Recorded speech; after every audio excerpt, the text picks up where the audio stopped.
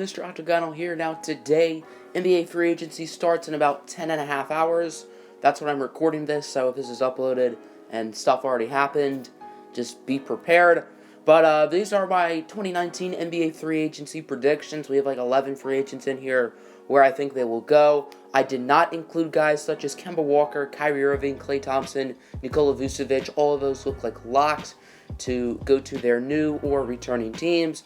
So without further ado, let's get right on into it. We're going to be starting things off with Brook Lopez, the center from the Bucks, and I expect him to remain in Milwaukee. And this is sort of a combo for Brook Lopez, Malcolm Brogdon, and Chris Middleton. I don't have separate graphics for them because I think it's a lock that those two are staying in Milwaukee. The reason why I chose Brook Lopez is that I think he's the most likely to leave, but I do still think the Bucks will retain him. Contract-wise, I think the Bucks should try to give Lopez at most like 2 years because they have to pay Giannis soon. They're paying Eric Bledsoe, and I assume they want to give long contracts to Middleton and Brogdon. So maybe a not super long contract for Brook Lopez might be in their best benefit, but bringing him back I do think makes sense, as assuming Kawhi leaves Toronto, which I think there's a 65% chance he does. The Bucks are probably the best team in the East, plus the 76ers are probably going to get worse.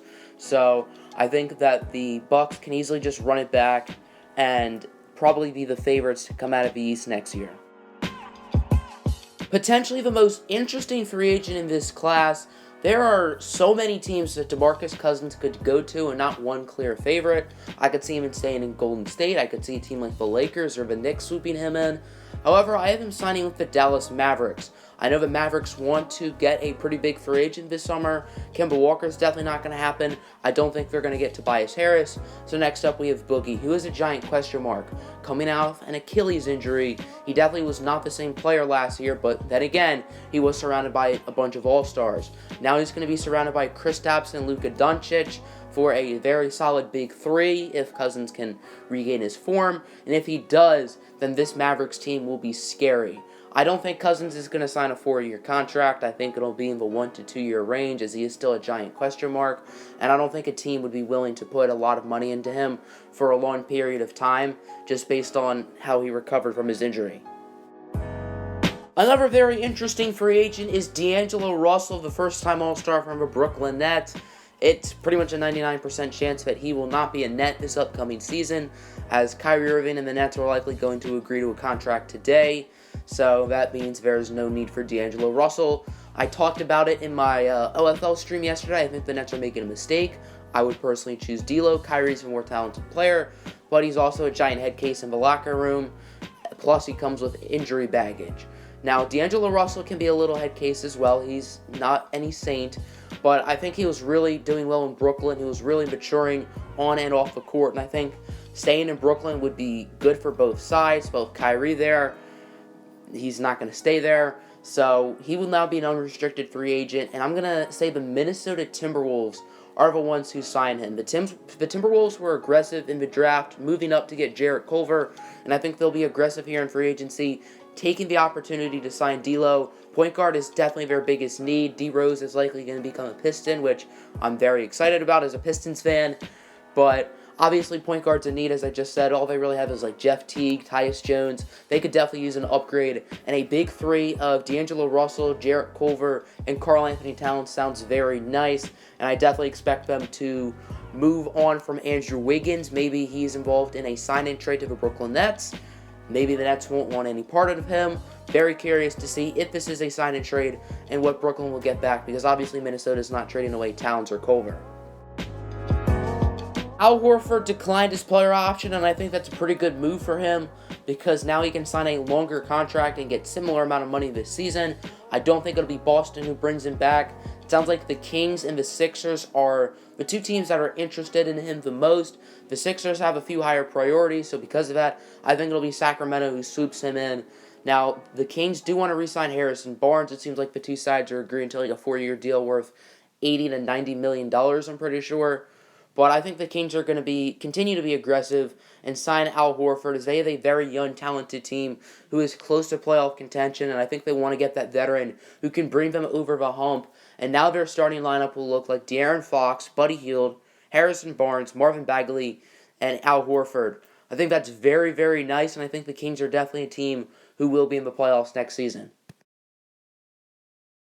Next up, we have Tobias Harris, and all signs show that he will be remaining with the 76ers.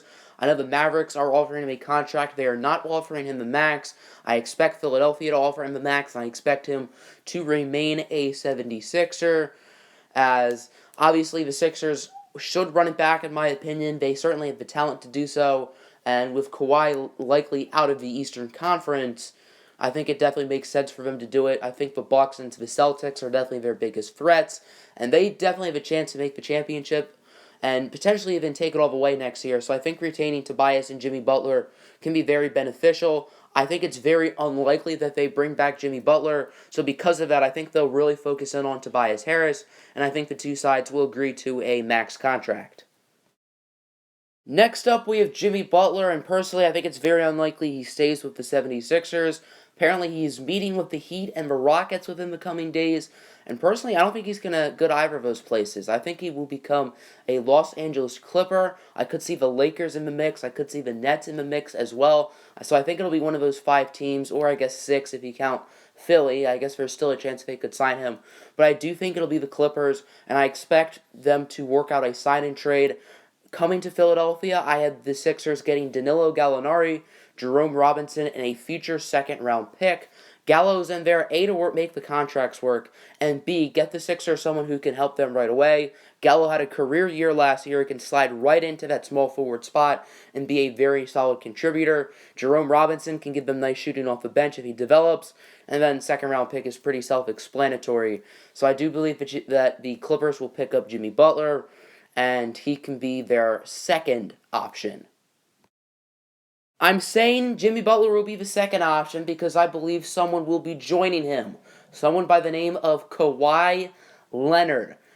That's right, Kawhi Leonard will be a Clipper. He is meeting with the Raptors, Lakers, Clippers, maybe a couple other teams, but those 3 seem like the most likely. He could team up with Kevin Durant. There are rumors maybe the Knicks get both of them, but I'd be pretty surprised. So I think it'll be Toronto or one of the LA teams, and it seems less likely and less likely that he will stay in Toronto, and my gut is really telling me he does leave, and I just can't see him going to the Lakers. We know he can lead a championship team on his own, so why would he want to be second or third fiddle to LeBron and Anthony Davis, where he can be the first fiddle with the Clippers, who have, I think, talent-wise, barely worse than the Toronto Raptors.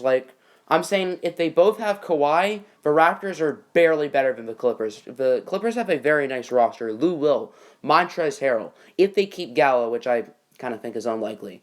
Potentially Jimmy Butler, Landry Shamet, Shai Gilgeous-Alexander. The Clippers have a very nice roster. They took Golden State to 6 games in the postseason. A healthy Golden State team, might I add. And I think the Clippers or the Lakers will win the championship next year if my predictions are right. Well, I think LeBron and AD can have a very nice duo, very nice supporting cast, and then the Clippers might have the best roster in the league now with adding Kawhi and Jimmy Buckets.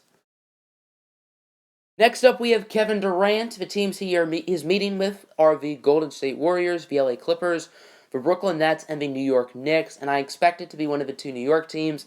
I just cannot envision him in a Nets jersey, so my gut is just telling me the Knicks, and this is just a gut feeling.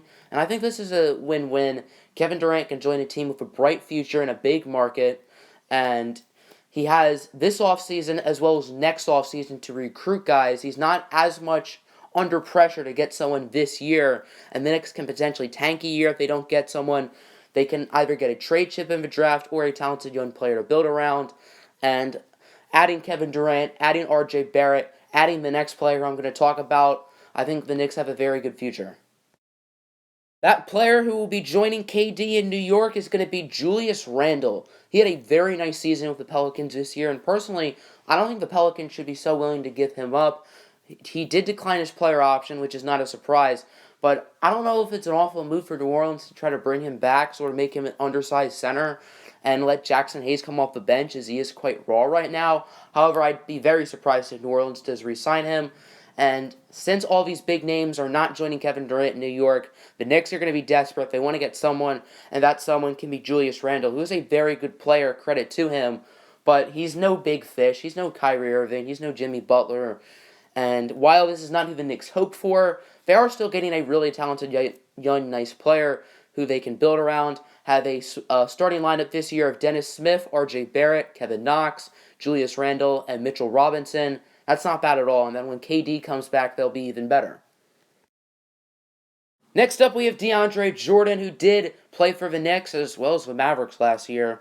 And personally, I don't see him sticking in New York. I think he's going to go to his fourth team since the 2018 offseason, which is pretty crazy, since last year, basically. And I think he's going to go back to LA and sign, not with the Clippers, but with the Los Angeles Lakers. I don't have the Lakers getting any of these big names like Kawhi Leonard or Jimmy Butler. So I think they're going to sort of divvy up the money on a couple guys, and that first one's going to be DJ. Very good player off the bench. I don't think he's going to start with LeBron, Ingram, and Kyle Kuzma already starting for them. And I think he can be a nice defensive presence inside off the bench on a 1 or 2 year deal.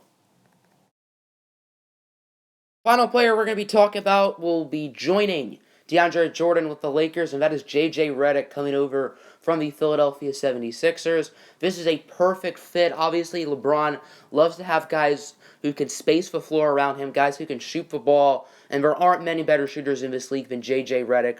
Perfect fit alongside LeBron James. And they'll have a starting lineup of whoever they put at point guard, which I think could be a guy like Talen Horton-Tucker, who I really like. J.J. Redick, LeBron, Kuzma, AD, with DeAndre Jordan and whoever else they sign off the bench. And watch out for the Lakers. They are legit contenders next year. They are coming for that NBA Finals trophy. Let me know what you think of these predictions. Once again, some of these players could have already signed before I uploaded this, so my bad. But hopefully that doesn't happen so I look like a credible source. Have a good one.